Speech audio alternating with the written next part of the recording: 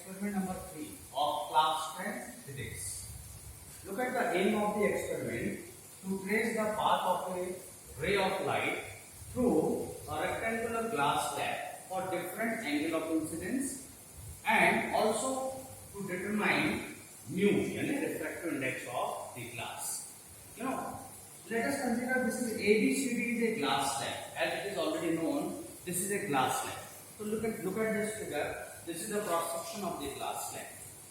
Now, if we draw, you know that whenever light passes from air to glass, this is air, here is glass. So when light passes from air to glass, we know that light always bends towards the normal. This is normal. Look at this. N1, N2 is normal, drawn at the point Q. Q is point of incidence, and PQ will be, where PQ is incident ray. So what will happen? When ray of light passes from a rarer medium to denser medium, the ray will bend towards the normal. On the other hand, when the light passes from glass to air, that is denser to rarer, it will move away from normal. Our aim to measure angle of incidence and angle of refraction. Let I, angle P, Q, N1 is angle I. And angle N2Q, look at this, R is angle R, angle of refraction. By this figure, it is very clearly shown that the angle of incidence is more than angle of refraction because light is bent towards the normal. So we can say PQ is refracted ray, QR is refracted ray, PQ is incident ray, and look at this, RS is emergent ray. We found that in the glass slab, because the two refracting surfaces AB and CD are parallel. These are the two refracting surfaces. They are parallel to each other. Therefore, we found that the incident ray and emergent ray, RS is emergent ray, they are parallel to each other, and this displacement is called lateral displacement. Lateral displacement. Distance between, what is lateral displacement? Distance between the direction of incident ray and the emergent ray. This distance I am talking about. And it is found that the lateral displacement depends upon the angle of incidence as well as thickness of the optical path. More the thickness of the optical path, more will be the lateral displacement, and so on. Now we want to find out how we can find out refraction of light through a glass slab. So consider, let us put this glass slab on a white plain sheet of paper. I am putting the glass slab, okay, and we draw the boundary of the glass slab. Then we remove glass slab, look at the boundary of the glass slab, and we draw the normal, okay. Here is the normal. We can say, look at this, N1, N2 is normal, and this is PQ is incident ray. Now we will put two pins. One pin is closer to the glass slab, other one is away, say 2 to 3 centimeter away.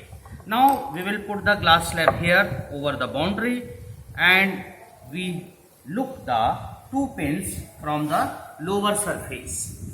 And we will look in this manner that all the pins, they look in a straight line.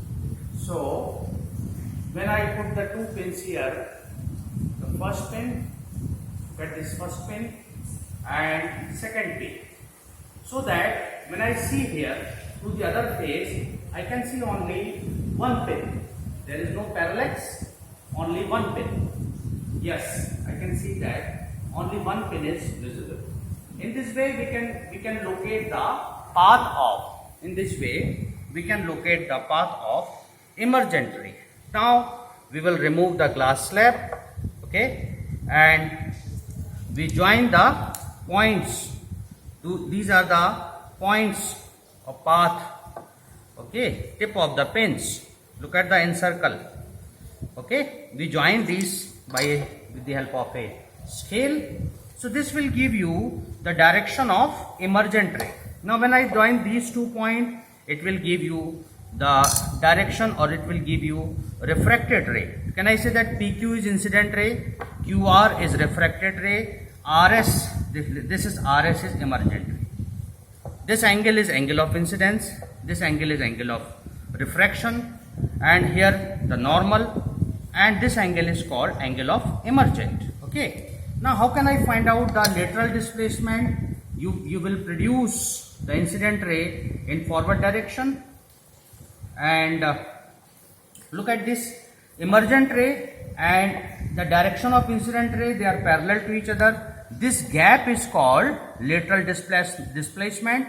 Filal, this is almost 1 centimeter. Here the lateral displacement D is 1 centimeter.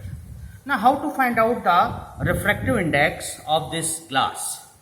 We can use Snell's law, mu is equals to sin I upon sin R. Here angle of incidence we already measured, this is 30 degree. Angle of refraction is found to be 18 degree. Now with the help of this sine table, log table we can say, we can find out the value of sin I and sin R respectively, right? We can find out the value of sin I and sin R respectively using this log table. Natural sine and natural, this is natural cosine, and this is, look at the natural sine. So we want to know what will be the value of sine 30 degree. Look at here, this is 30 degree. The value of sine 30 degree is 0.5000.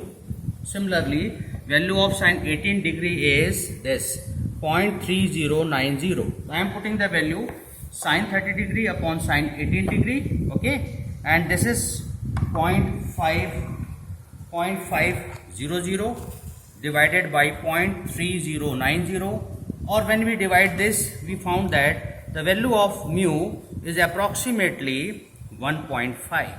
So in this way we experimentally verified, okay, and in the same fashion we will take the different value of I, say I1, I2, I3, I4, etc., and we are going to find out the corresponding angle of refraction R1, R2, R3, R4, etc. And similarly, angle of emergent can also be measured as E1, E2, E3, E4.